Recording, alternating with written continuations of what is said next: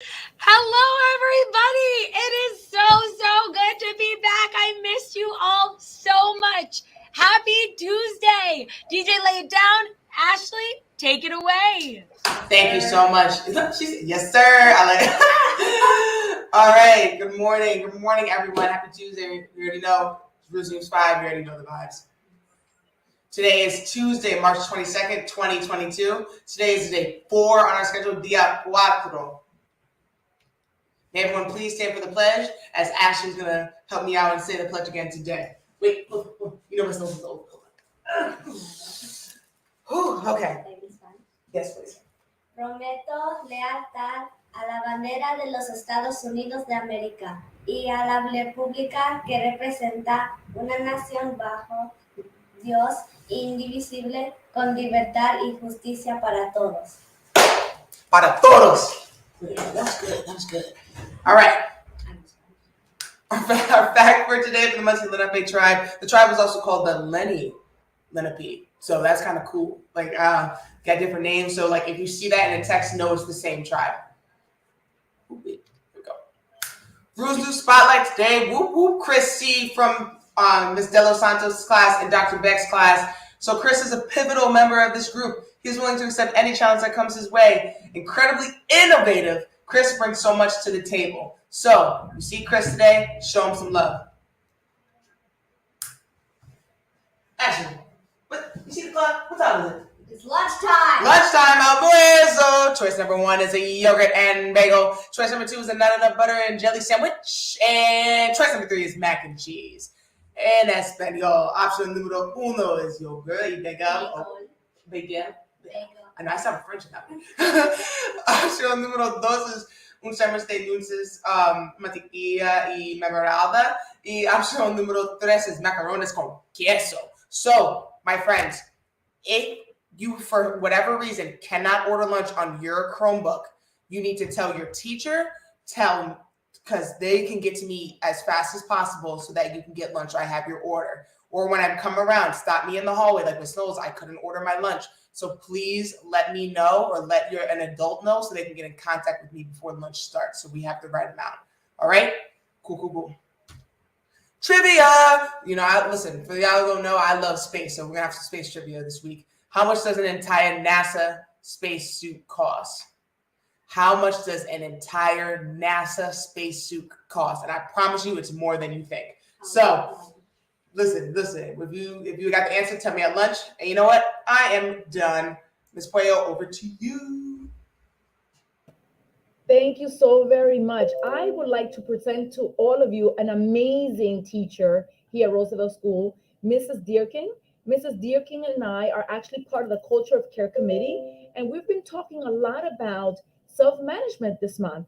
So she and I are going to talk to you a little bit about self-management skills today.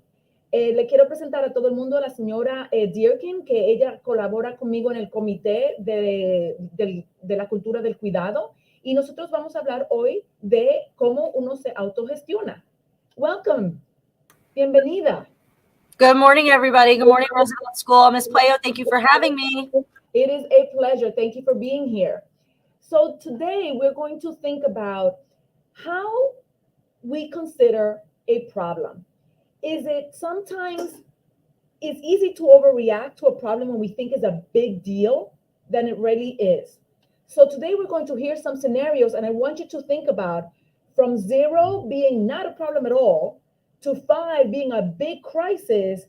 How do you identify what's a problem or not? Because that's going to help you figure out, do I do something big about it, or do I kind of calm my emotions and think about something else that I can do? Does that sound like fun, Ms. Dearkin? ¡Yay! Entonces, hoy lo que vamos a hacer es vamos a considerar si un problema es grande o pequeño.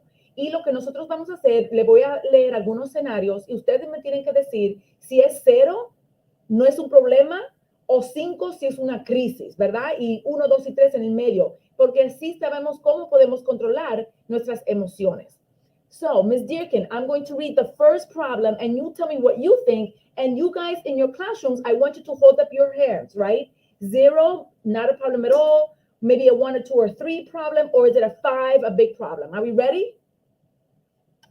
Okay. The first one is, You forgot to do your homework and it's due today. Usted olvidó de hacer su tarea y la tiene que entregar hoy. ¿Qué clase de problema es del 0 a 5? What kind of problem is that from 0 to 5? I wonder what the scholars at Roosevelt School are doing. Ms. Dearkin, why did you think that was a 2? I know that in my classroom, if my students explain to me that they forgot their homework from the night before, we can come up with a solution together. I know it's not a 0 because I made a mistake. I know it's not a 5 because it's not a mistake that can't be corrected. It's not a mistake that gives me a big, huge feeling. I do have a little bit of anxiety about not handing in my homework on time, so I placed it at a 2 because I know I can talk to my teacher or an adult or a friend in class about catching up with that homework assignment. Excelente, muchas gracias. Ella dice que es un problema 2 porque tiene otras personas que la pueden ayudar a resolver el problema. The next scenario is you hear someone say they will fight another student. Usted escucha que otra persona va a pelear con otro estudiante. ¿Qué es? From a 0 to 5, what would you consider that to be? Scholars, can you hold up your hands? What do you think this is? Ms. Durkin, what do you think? I started at a 1 because I knew that this was definitely a problem. I jumped up to a 2 because it gave me that big feeling of getting nervous and anxious because I don't like when people fight. Even if it's a verbal altercation and not a physical one, it makes me a little anxious. And then I even jumped it up to a 3 because it started to make me feel unsafe. I knew it was something I had to talk to another adult about. It gave me that big feeling of anxiety. It gave me that big feeling of nervousness. So I jumped it up to a 3. But because I didn't see it actually happening and because I knew I could help stop it, I didn't put it at a 4 or a 5.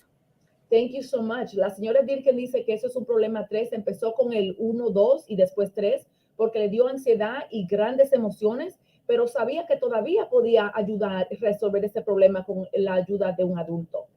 And the last scenario that we want you to, there's 2 more, sorry. The first one is you can find your favorite shirt that you wanted to wear. No puedes encontrar la favorita camisa que quieres utilizar.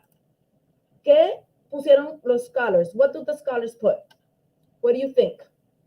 Ms. Dearkin, tell me, what did you think? I started at a 0 because I was like, it's no big deal. I have another shirt. But then I realized, what if it was a spirit day and it was a special shirt that I was looking for? And that made me feel kind of bad that I wasn't going to be able to participate. Feeling sad about not being a part of wearing a special t-shirt gave me a big feeling. And so I jumped it up to a number 1.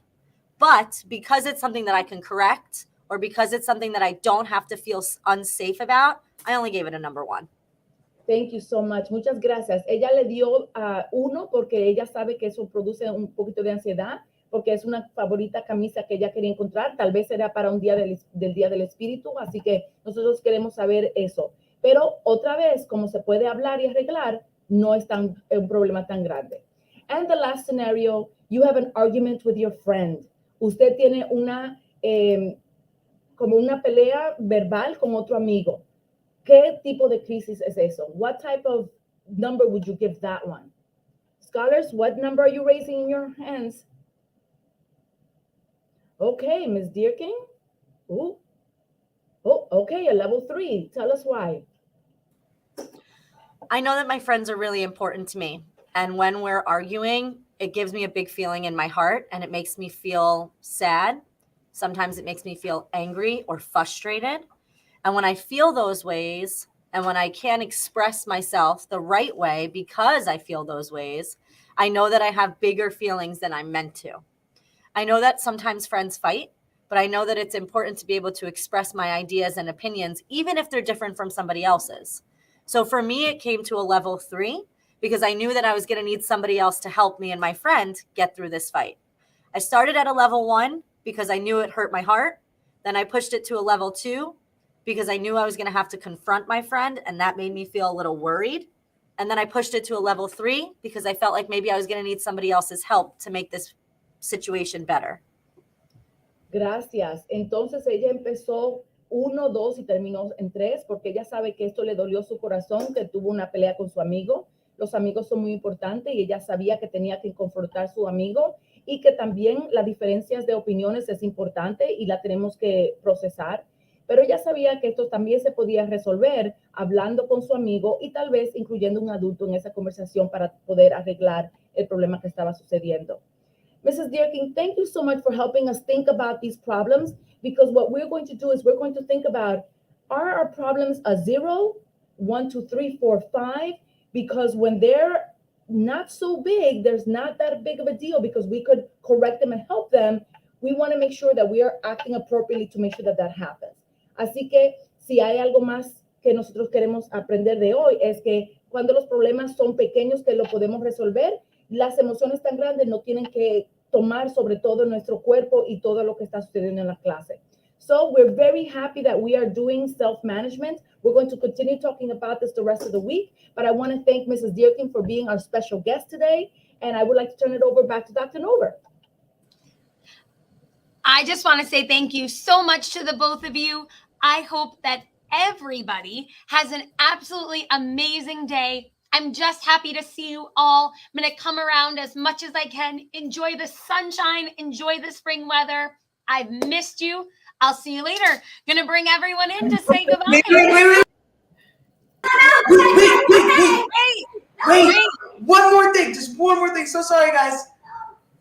Just one more, just real quick. Ashley wants to share a couple slides, okay? Share a little bit about, because we still are celebrating Women's History Month.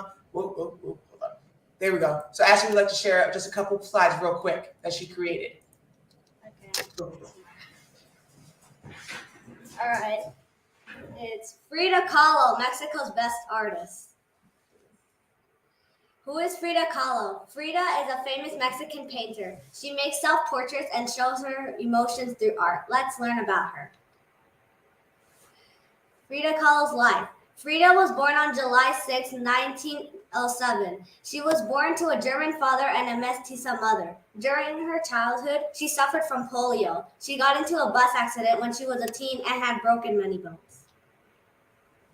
Frida Kahlo's portraits. Frida focused on paintings while recovering in a body cast. Her first self-portrait was made in 1926. Self-portrait in a velvet dress. It shows herself in a dress. Fun fact, Frida had at least 30 operations in her lifetime. Frida and Diego's relationship. Frida and Diego met in 1922 at her high school. Then they got married on August 21st, 1929. But their relationship wasn't the best. In 1940, Frida created a self-portrait called Self-Portrait with Cropped Hair. In the painting, Frida is in a suit with fallen hair around the chair she is sitting on, holding a pair of scissors. This represents the time she would cut off Diego's hair he loved every time he had an affair. Memory de Heart is a portrait she made in 1937, showing her pain after Diego had an affair with Frida's younger sister, Cristina. The two Fridas is a portrait with two of Frida. The one in the Tijuana dress is the Frida that Diego loved, and the European dress was the Frida that Diego betrayed. Fun fact, the two Fridas was made after Diego and Frida's divorce in 1939. The end of Frida. Frida died on July 13, 1954 from pneumonia. She was 47 years old when she died. Fun fact, Diego divorced Frida in 1939, but they remarried a year later. Thank you for viewing my presentation. Ashley, I am so sorry, and I'm so glad we stopped because what an incredible presentation. I learned so much from the facts to the style to your writing style. Kudos to you. Great job, Ashley.